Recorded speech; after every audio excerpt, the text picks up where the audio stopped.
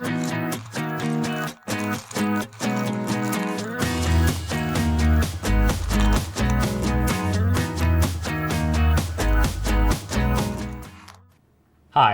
my name is Josh Udy. I'm the Elementary Mathematics Curriculum Manager for the Houston Independent School District. Today, I'll be going through a video using concrete models, Cuisenaire rods, to talk about how students can use these to count fractions beyond one whole, figure out how many parts it takes to equal the whole, and name that amount using words. To begin today, I'll read a problem.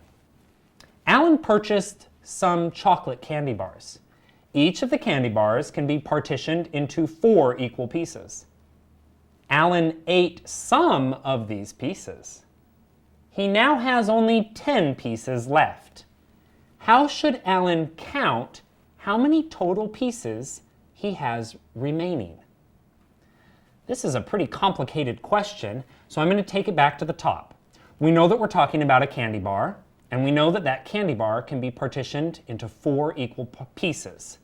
When using colored rods, I need to first ask myself the question, which rod should I choose that can show 4 equal parts using another rod? Or to say that differently, which rod should I choose as my whole candy bar so that I can use another rod 4 times and equal the same length? To make this a little bit more concrete, let me pull out the purple rod. I'm familiar with these, and I know that the purple rod has a length of 4.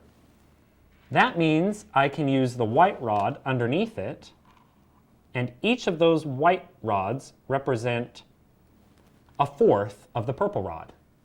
So to count this, I know that it's 1/4, 2/4, 3/4, 4/4 is equal to 1 candy bar. Let me go back to the problem. Alan purchased some chocolate candy bars. I don't even know how many of these purple rod length candy bars he purchased, but he purchased some. Each of them can be partitioned into 4 equal pieces. Alan ate some of these pieces, and now he has 10 pieces left. 10 pieces. Don't get confused. I didn't say he had 10 candy bars left. I said he had 10 pieces left. Each of these whites is 1 piece of the candy bar. It's 1/4 of the candy bar. Right now I'm showing 4 of these, but I need to see 10 of them. So I'm going to bring out another purple to represent a second candy bar. And lining up the whites underneath it, I have now 8 of these pieces.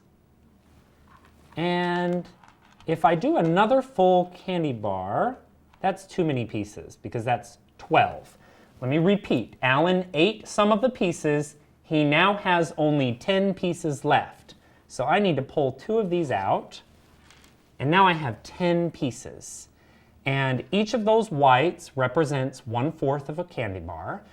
So the question says, how should Alan count how many total pieces he has remaining? When I count fractions, I'm not going to count this as 1, 2, 3, 4 because I want to use fraction words. So this means I'm going to count 1/4, 2/4, 3/4, 4/4, or 1, 5/4, 6/4, 7/4, 8/4, or 2, 9/4, 10/4, or 2 and 2/4.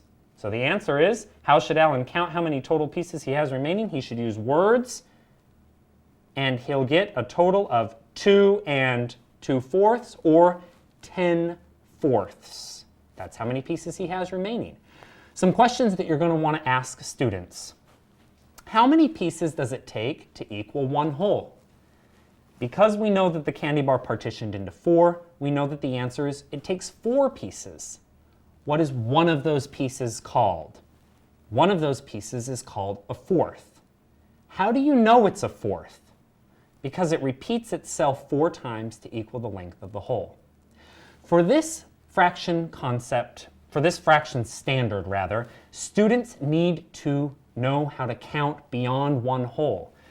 I'm going to go back and count this again, but I'm going to use a different strategy. There's really 2 appropriate and correct ways to do this. 1/4, 2/4, 3/4, 4/4, or 1 whole. 1 and 1/4, 1 and 2/4, 1 and 3/4, 1 and 4/4, or 2 wholes, 2 and 1/4, 2 and 2/4. So for students to master this standard, they can count, and then when they get to 1 whole, name it as a whole, and then keep that whole amount and continue to count. Or they can just count like I did the first time, straight through using fraction words.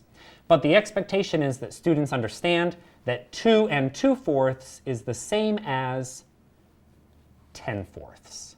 And that's how many pieces he has remaining for his chocolate candy bars. Now this question, a lot of students will want to be, well, how many did he start with? How many candy bars did he have from the beginning? We don't know. We're not given that information. All we're given is how many he has left, and we can count it as 10/4 or 2 and 2/4.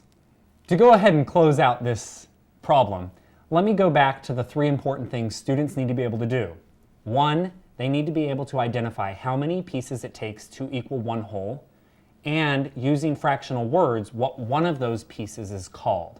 So for this example, they had to understand that 1 white was 1/4 of the purple. The second thing students need to be able to do is count beyond 1 whole. So they can do this 2 ways. They can stay in the lane of just using fraction words, and it ends up becoming a fraction greater than 1. 1/4, 2/4, 3/4, 4/4, 5/4, 6/4, 7/4, understanding that they're counting fourths and that can extend beyond 4/4 or 1 whole. Next, students could count using a whole number and a fraction. So 1/4, 2/4, 3/4, 4/4, 1 and 1/4, 1 and 2/4. And students need to understand that those 2 representations mean the same thing. It's just 2 different ways of saying the exact same thing. And the final thing we want students to be able to do is describe the fractional amount using words. That means they should be confident, not just counting 1, 2, 3, 4, 5, 6, 7, 8, 9, 10 pieces, but counting those pieces using correct fractional language, fractional words, and naming that amount using words. We hope that this video helps you in your classroom as you continue to work on fraction concepts with your students in counting beyond 1 whole and naming how much it takes to equal a whole.